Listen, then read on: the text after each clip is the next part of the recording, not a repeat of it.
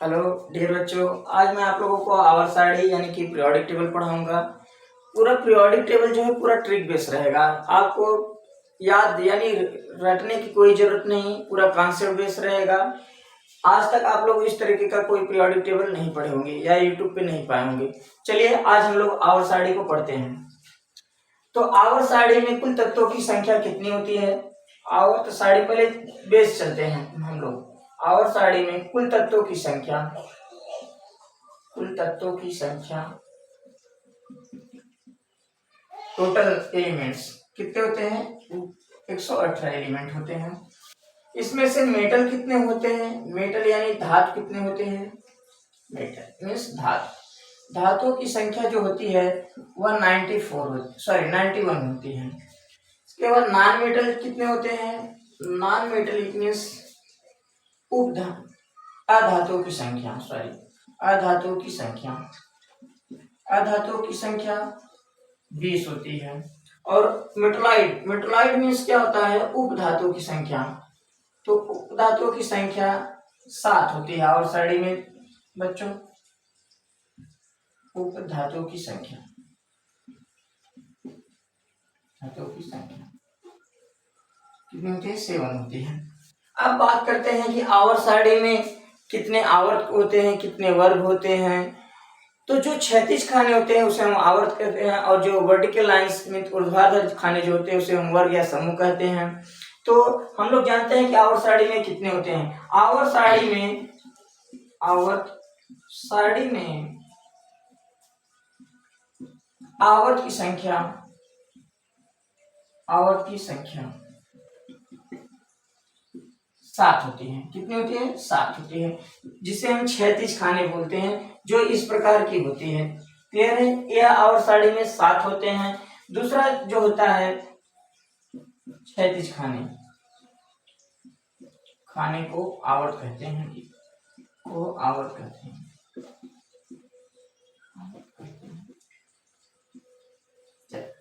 Next point देखते हैं हम लोग। ये हो गया फर्स्ट, ये हो गया सेकंड, ये हो गया थर्ड, फोर्थ, फिफ्थ, सिक्स। अब बात आती है 7 पॉइंट की। तो आवर्त सारणी में वर्गों की संख्या यानी ऊर्ध्वाधर खानों की संख्या कितनी होती है? ये 18 होती है। क्लियर है? जो वर्टिकल लाइंस होते हैं उसे हम ऊर्ध्वाधर कहते हैं, यानी कि जिसे हम वर्ग या समूह के नाम से जानते हैं। क्लियर है? चलो हम लोग देखते हैं आवर्त सारणी में वर्गों की संख्या कितनी होती है। आवर्त सारणी में वर्गों की संख्या, वर्गों की संख्या, वर्गों की संख्या 18 होती है। कितनी होती है? 18 होती है। ये आवर्त सारणी में ऊर्ध्वाधर खाने होते हैं, वर्टिकल लाइंस को हम ऊर्ध्वाधर कहते हैं, जो कितने होते हैं? 18 होते हैं। हम उसे दो नाम से जानते हैं, वर्ग या समूह के नाम से जानते हैं। चलिए अब नेक्स्ट पॉइंट हम लोग याद करते हैं। इतना नोट कर लीजिए बच्चों, ठीक है? इतना नोट कर लीजिए, फिर हम आगे चलते हैं इसके मेन पॉइंट पे। चलिए हो गया।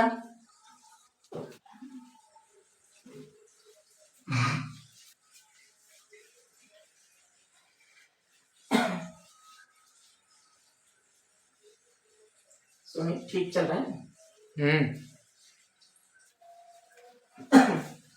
चलिए हाँ रेडी, वीडियो चल रहा है। चलिए हम लोग नेक्स्ट पॉइंट पे चलते हैं। अब हम लोग बात करते हैं कि आवर्त सारणी में जैसे कोई मान लीजिए कोई तत्व दे दिया, कॉपर दे दिया, जिंक दे दिया, एल्युमिनियम दे दिया, सल्फर, कोई भी XYZ कोई भी एलिमेंट दे दिया। 118 एलिमेंट से पूछ देगा कि ये कहाँ पे पाए जाते हैं, आवर्त सारणी में की कक्षकों की संख्या कितनी होती है। ठीक है? ऊपर से नीचे आने, पीरियोडिक टेबल में टॉप टू बॉटम आने पर क्या होता है, लेफ्ट टू राइट जाने पे क्या होता है, वो सारी कंडीशन को हम लोग यहाँ पे देखेंगे। ठीक है बच्चों? चलो हम लोग देखेंगे अब आवर्त सारणी में कक्षकों की संख्या कितनी होती है। सॉरी, इसके पहले हम लोग देखेंगे कि प्राकृतिक तत्व कितने पाए जाते हैं। तो सेम पॉइंट हो गया था, 8 पॉइंट देखेंगे। प्राकृतिक तत्वों की संख्या, प्राकृतिक तत्वों की संख्या जो प्रकृति में पाए जाते हैं की संख्या जो होती है यह 94 होती है। कितनी पाई जाती है? 94। दूसरी बात अब नेक्स्ट पॉइंट हम लोग देखेंगे आर्टिफिशियल एलिमेंट। आर्टिफिशियल एलिमेंट में क्या होता है, मानव द्वारा निर्मित तत्वों की संख्या, यानी जो साइंटिस्ट लोग निर्माण किए हैं, नए तत्व बनाए हैं, वह कितने होते हैं और कैसे बनाया गया है, वो सब सारी चीजें यहाँ पे देखेंगे। यानी कि मानव द्वारा निर्मित तत्वों की संख्या, निर्मित तत्वों की संख्या कितनी होती है, 24 होती है। कितनी होती है, 24। यह मानव द्वारा निर्मित तत्वों की संख्या साइंटिस्ट कैसे बनाएंगे, तो साइंटिस्ट इससे या तो अल्फा बीटा, या तो अल्फा किरण निकालेंगे या तो बीटा निकालेंगे। गामा से कोई चेंजिंग नहीं होता। किसी रेडियो एक्टिव पदार्थ में से या तो अल्फा निकाला गया होगा या तो बीटा निकाला गया होगा। एक अल्फा निकालने से परमाणु क्रमांक में 2 की कमी तथा परमाणु भार में 4 की कमी होती है, जिससे हमें एक नए रेडियो एक्टिव एलिमेंट प्राप्त हो जाते हैं। और एक बीटा निकालने से परमाणु क्रमांक में कोई चेंजिंग नहीं होता, किंतु परमाणु भार में 1 की वृद्धि हो जाती है। तो साइंटिस्ट यानी मानो जो भी इस नए एलिमेंट का निर्माण किए हैं, किसी रेडियो एक्टिव पदार्थ से या तो अल्फा निकाला होगा या तो बीटा निकाला होगा। चलो हम लोग देखते हैं यहाँ पे कैसे हुआ। मान लीजिए कोई यूरेनियम एक एलिमेंट है U92-235, क्लियर है। इसमें से एक अल्फा निकालेंगे, कितना, एक अल्फा निकालेंगे तो हमें एक नए रेडियो एक्टिव एलिमेंट प्राप्त हो जाएंगे। देखते हैं कैसे, U90 और 231 हो जाएगा। इसमें देखे होंगे आप लोग, एक अल्फा रिलीज करने पर हमें परमाणु क्रमांक में 2 की कमी तथा परमाणु भार में 4 की कमी आ गई, जो एक न्यू रेडियो एक्टिव एलिमेंट हो गया, क्लियर है। इसी में हम लोग एक बीटा निकालेंगे। कितना निकालेंगे, मान लो ये U92 है और 235 है। इसमें से हम यदि एक बीटा निकालेंगे तो एक न्यू रेडियो एक्टिव एलिमेंट प्राप्त होगा, जो क्या होगा, U92 और 236। यह देखेंगे यहाँ पे परमाणु क्रमांक में कोई चेंजिंग नहीं हुआ, किंतु परमाणु भार में क्या हो गया, 1 की वृद्धि हो गया। तो जो भी नए रेडियो जो भी नए तत्वों की खोज की गई है, या तो इसमें से या तो किसी रेडियो एक्टिव एलिमेंट में से अल्फा निकाला गया होगा या तो बीटा निकाला गया, क्लियर है। चलिए अब हम लोग नेक्स्ट पॉइंट की बात करते हैं कि आवर्त सारणी में कक्षकों की संख्या कितनी होती है, टॉप टू बॉटम यानी ऊपर से नीचे आने पर क्या होता है, आवर्त सारणी में लेफ्ट टू राइट जाने पर क्या होता है, क्लियर है। वो सब सारी चीजें यहाँ एनालिसिस करेंगे। चलिए अब देखते हैं आवर्त सारणी में कक्षकों की संख्या कितनी होती है। तो सभी लोग ध्यान दीजिए, पहले इतना नोट कर लीजिए फिर आगे चलते हैं। चलिए नोट हो गया या स्क्रीनशॉट ले लीजिए।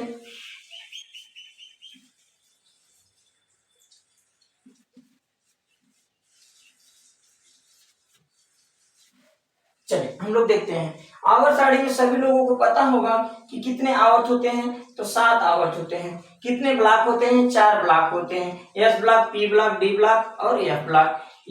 जो एफ ब्लॉक होता है उसे हम आवर्त सारणी में नीचे अलग से स्थान दिया गया है। क्यों दिया गया है, क्योंकि वह उसमें सारे बम बारूद बनाने वाली चीजें पाई जाती हैं। 2 3 4 5 6 चलिए यहाँ पे देखते हैं हम लोग एक रफली पीरियोडिक टेबल को फाइंड आउट करते हैं। इसके बाद हम लोग यहाँ पे काम करते हैं कि कैसे होता है, लेफ्ट टू राइट जाने पर या फिर टॉप टू बॉटम जाने पर क्या क्या पाया जाता है कंडीशन। चलिए क्लियर है। यहाँ पे इसे हम क्या बोलेंगे, इसे हम यस ब्लॉक बोलेंगे और इसे हम डी ब्लॉक बोलेंगे और इसे हम क्या बोलेंगे, पी ब्लॉक बोलेंगे। क्या बोलेंगे, पी ब्लॉक बोलेंगे। इसे हम पी ब्लॉक बोलेंगे, क्लियर है। चलो देखते हैं, यस ब्लॉक में वर्गों की संख्या जो होती है 1 से लेकर 2 तक होती है, डी ब्लॉक में 3 से 12 तक होती है और पी ब्लॉक में 13 से लेकर 18 तक होती है वर्गों की संख्या। यहाँ पे लिख देते हैं हम लोग। चलो देखते हैं, 1 से लेकर 2 तक, यहाँ पे 3 से लेकर कितना हो जाएगा, 3 से लेकर 12 तक, और यहाँ पे जो होगा 13 से लेकर 18 तक होगा वर्गों की संख्या।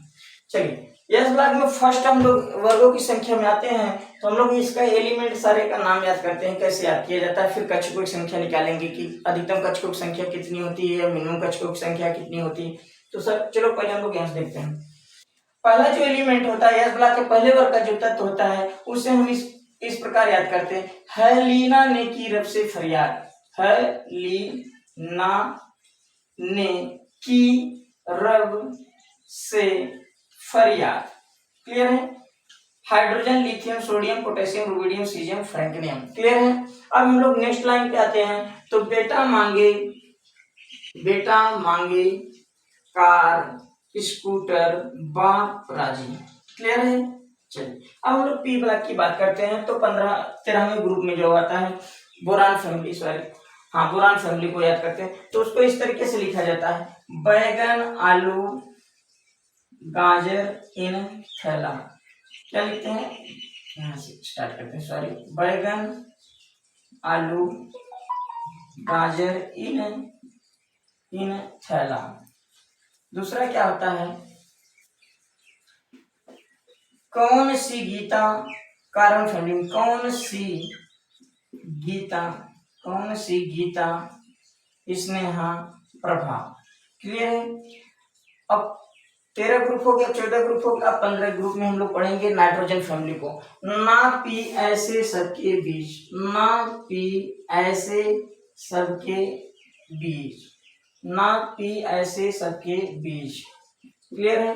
अब आते हैं हम लोग 16वें ग्रुप में, ऑक्सीजन फैमिली को कैसे याद किया जाता है। पहले हम लोग एक ट्रिक देख लेते हैं। ओ स्टाइल से टी ओ, ओ स्टाइल से टी ओ।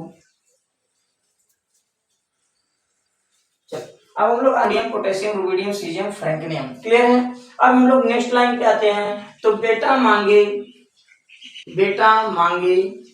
कार, स्कूटर, बाप राजी। क्लियर है?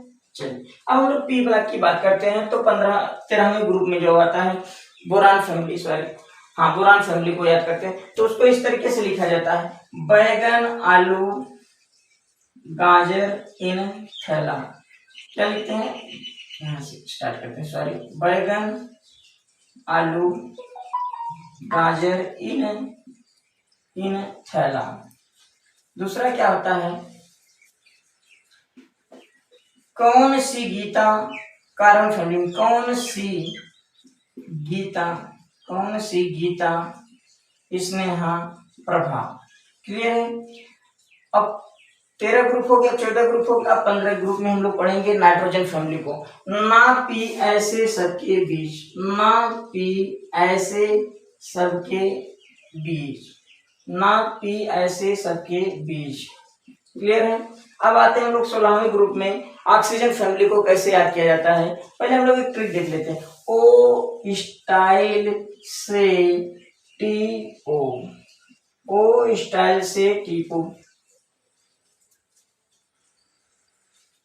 अब हम लोग आते हैं 17वें ग्रुप में, जो फ्लोरीन फैमिली है हमारा, उसको हम लोग कैसे याद करते हैं। फिर कल बाहर आई आंटी। चलो, फिर कल बाहर आई आंटी। क्लियर है बाबू? फिर हम लोग 18 फैमिली में चलते हैं।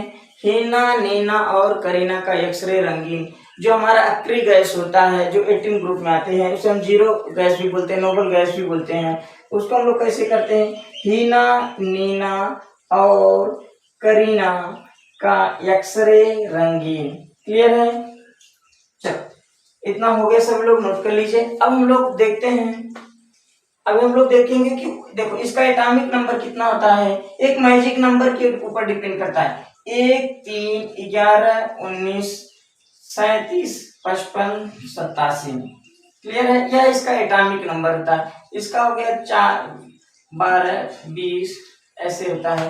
यहाँ पे बोरान का 5, 6, 7, 8, 9, 13, 14, 15, 16, 17, इस तरीके से 18, इस तरीके से हम लोग याद करते हैं। चलिए अब देखते हैं हम लोग, इतना हमारे पास एक नॉर्मल एलिमेंट एक रफली लिख दिया हूं। अब देखेंगे कि आवर सारणी में कक्षकों की संख्या कितनी होती है, अधिकतम और मिनिमम कक्षकों की संख्या कितनी होती है, फिर ऊपर से नीचे आने पर क्या होता है, बाएं से दाएं जाने पर क्या होता है, वो सब सारी चीजें हम लोग यहाँ देखते हैं, एनालिसिस करते हैं। चलो ध्यान लीजिए, ठीक है बच्चों, तो इतना नोट कर लीजिए। फिर अगला लेक्चर अभी आपको अपडेट कर देंगे। तब तक आप लोग इतना स्क्रीनशॉट लेना तो स्क्रीनशॉट ले लीजिए। प्लीज वीडियो को लाइक एंड सब्सक्राइब जरूर करें। ठीक है, बाय बच्चों।